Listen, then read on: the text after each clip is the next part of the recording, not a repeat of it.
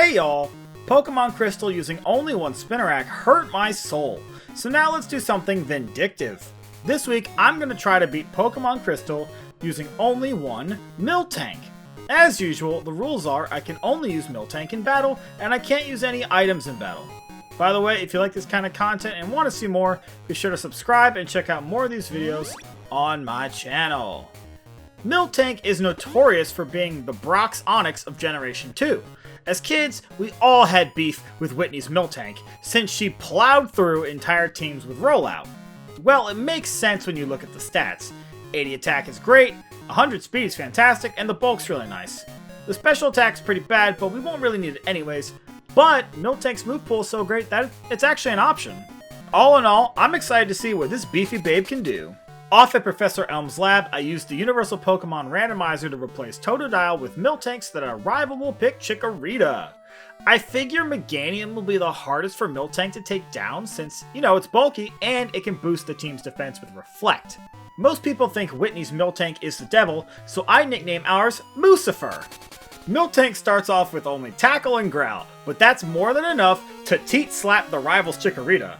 Miltank will learn Defense Curl at level 8, which means we'll have access to the Defense Curl and Rollout combo pretty early on.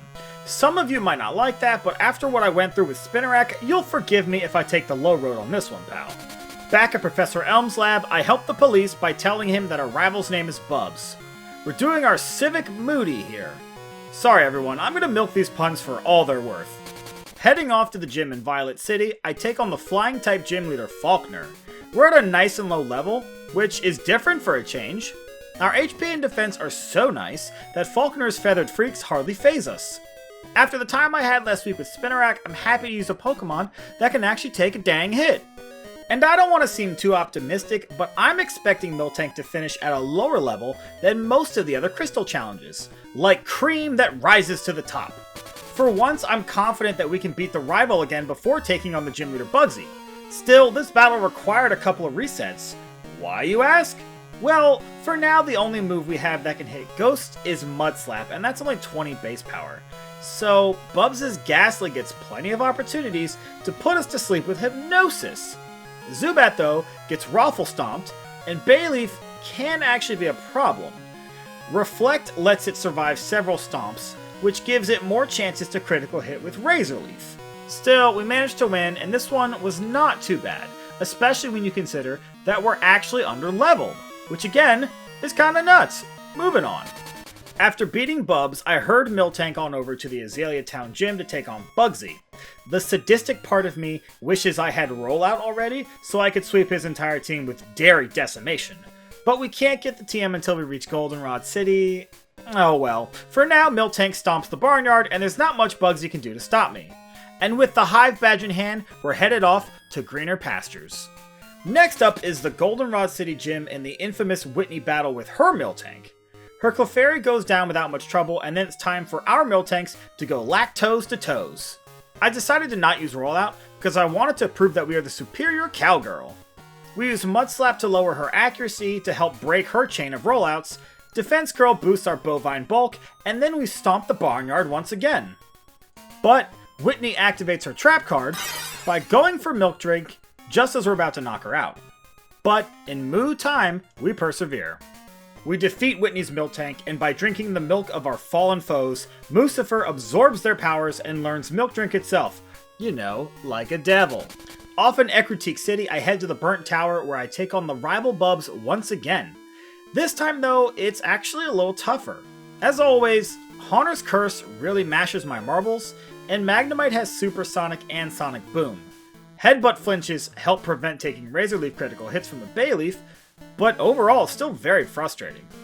And I can imagine that this would have been even harder without Milk Drink healing our HP. You know the saying, got milk? Well, believe you me, we got milk, baby. We got milk for days. Next up is the Ecruteak City gym leader Morty, and like I mentioned before, having only Mud Slap to fight ghost types in this game is just, sad. There's just no way to get past this battle without leveling up a little, so at level 29, Mud Slap is finally a 2-hit KO on the Haunters, but even still, it's only a 4-hit KO on his Gengar. Yikes! I had to reset this one a ton, mostly because of Curse. It puts Miltank on a timer, and if too much time passes, our milk turns sour and we lose the battle. Through a combination of repeated resets and pasteurized perseverance, we're able to come out on top, but not before getting a mean look from Haunter. What the heck you looking at, boy? I wish we could have used Rollout for this one, but it's just way too inconsistent. After beating up Bandana Boy, I used the Surf HM to cross the ocean to take on Chuck at the Cianwood City Gym. I beat him on the first try, despite the fact that his Poliwrath's Dynamic Punch almost knocked us out. The most important thing about this battle is Miltank's moveset. But with respect to what I didn't teach Miltank, did you know that Miltank can learn Surf in this game? I mean, I didn't teach it, but it gives a whole new meaning to the term Cowabunga! The battle with Jasmine at the Olivine City Gym is actually not bad for once. And no, it's not because of Mudslap, heck no. This is one exception where using Miltank's much lower special attack stat is actually advantageous. You can buy the TM for Fire Punch from the Goldenrod City department store, and I teach it to Miltank since Jasmine's steel types have lower special defense and are weak to fire. Still, it's not overwhelmingly powerful or anything, so we have to repeatedly punch her with our tiny little hooves. Defense Curl and Milk Drink help us to outlast her Steelix, but if she's gonna heal with a Hyper Potion, then why can't I calcify our cow? The reason I fought Jasmine before Price was to make sure I beat her before level 34, that way I could replace Fire Punch with Rollout when we level up at the end of the battle. And now that we have Defense Curl and Rollout, this significantly increases the speed of most battles. Why? Because in this game, using Defense Curl doubles the starting damage of Rollout. And when I battle Price, you can see just how powerful that combo is. Miltank easily sweeps his entire team in a demonstration of utter dominance. There isn't much to say about this battle, so instead I'll take this opportunity to express my absolute jubilation that it was somebody's job at Game Freak to animate Miltank's nipples swaying to and fro. Life is good. During the Team Rocket Radio Tower anime arc, we take on the rival Bubs in the basement underground. In many of these challenges, this battle is slightly challenging, but here it's kind of trivial. You can see in this battle that once Miltank rolls into the fetal position, Bubs' team doesn't stand a chance.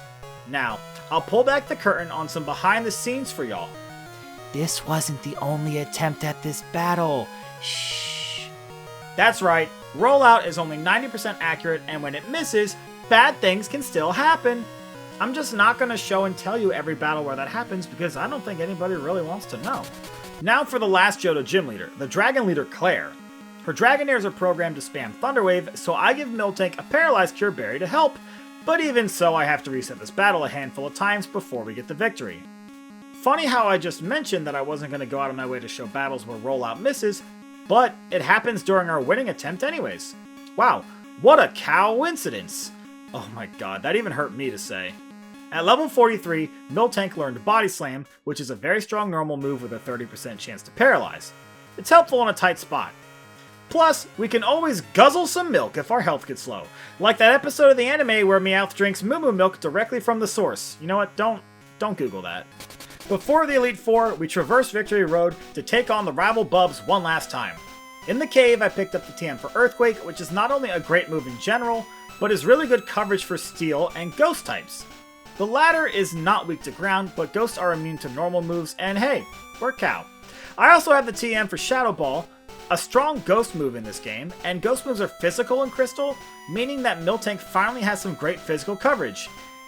Yeah, but I don't teach those yet. I still want to hold on until Defense Curl plus Rollout is no longer the fastest way to win battles. Why? Because I'm still scarred from Spinnerack. That's why. Here are the stats and moves at the Elite Four.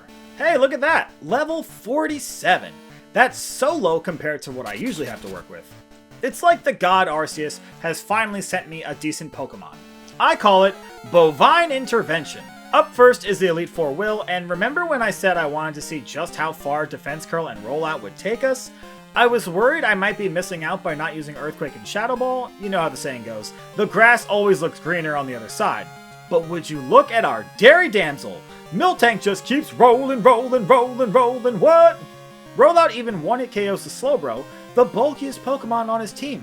Looks like I made the right decision. I'm so happy I'm over the moon. Next up is Koga, and this battle is... well, let's just say I got away with one here.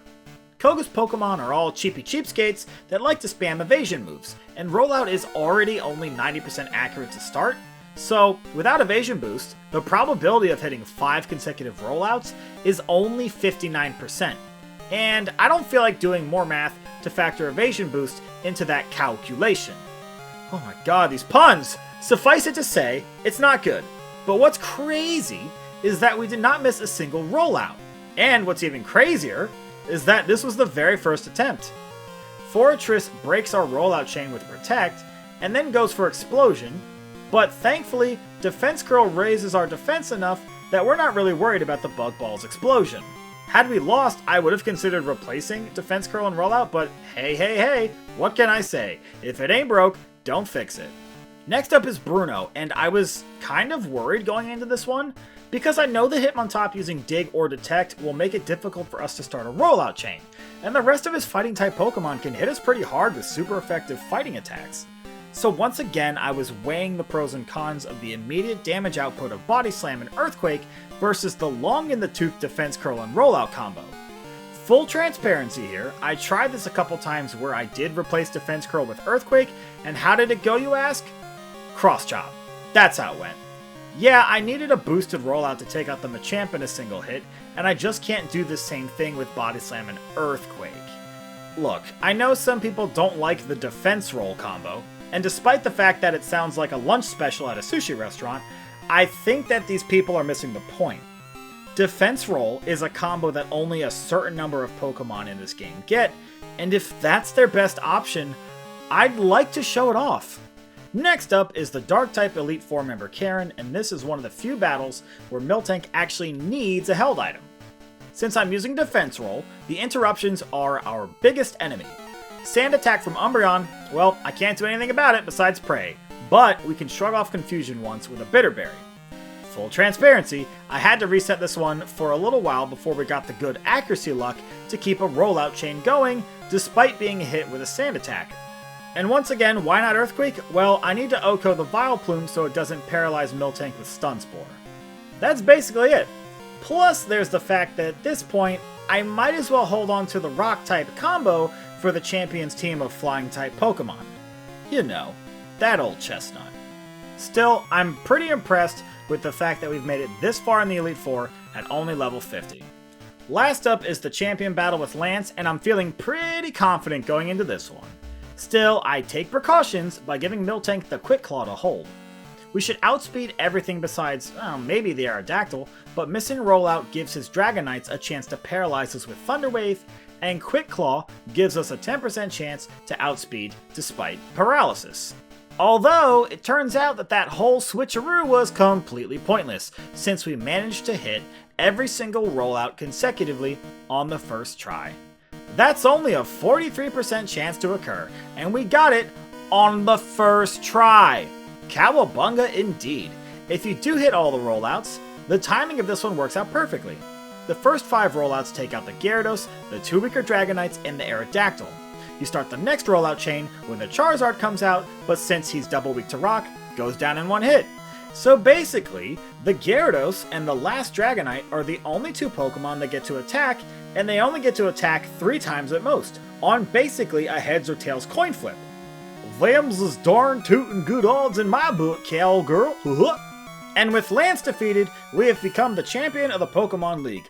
But, you know the run isn't over yet. I'm always going to consider beating the final Trainer Red as the true ending, unless of course a Pokemon is just impossibly bad. Spinnerack! With the Elite Four defeated, I hop on the SS Aqua and sail on over to Kanto to take on their 8 gym leaders to earn the right to challenge Red atop Mount Silver. The first 7 gym leaders were not much trouble at all, so now it's time to take on the final Kanto gym leader, Blue. He's got some pretty good Pokemon, but we've got a veteran heifer on our hands. With his Pokemon being so strong, the defense roll combo's a bit too slow, so finally a chance to show Shadow Ball and Earthquake, everyone. We're going bull throttle! Right away, Body Slam is our best move whenever we can't do super effective damage, but it can backfire. Pidgeot likes to use Mirror Move, so we often get paralyzed by our own sauce. I mentioned this earlier, but Ghost-type moves are physical in this game. So, Shadow Ball hits really hard coming off of Miltank's high attack stat. Rhydon is pretty physically bulky, so it gets to attack us multiple times, and that's not including the residual damage that we take from Sandstorm, which it likes to set up. Let me just say, it's really nice to have Milk Drink here. Otherwise, we'd have to be a fair number of levels stronger. It really goes to show what good bulk and a recovery move can do for a Pokemon. In fact, Stantler was another Pokemon similar to Miltank, normal type, with decent bulk and a recovery move in Dream Eater plus Hypnosis, and that was the lowest level we ever beat Red. It takes a while to beat Blue, mostly due to the fact that he switches Pokemon more often than switching partners at a square dance, but we get there. I was excited to see that we were able to beat Blue at level 59, because that's about the same level we went in with Stantler, but yeah, we're just not quite strong enough. So I have to grind out a handful of levels before the battle's really feasible. Let's not be too hard on Miltank though. Cut slack, not cheese, y'all. Before the battle, I replaced Shadow Ball with Rollout. It's kind of impossible to win without it at this level. We could easily 1-KO Pikachu with Earthquake to avoid having to deal with Charm, which halves our attack and makes this battle pretty unwinnable, but the real issue is Espeon setting up Reflect, which doubles the defense of Red's Pokemon. Do you see the problem now? One Charm and a Reflect means we're doing roughly 1/4 of the damage that we normally would. So once again, the key is to time our rollout chains perfectly so that we knock out the Espeon on the last turn of rollout before it can reflect.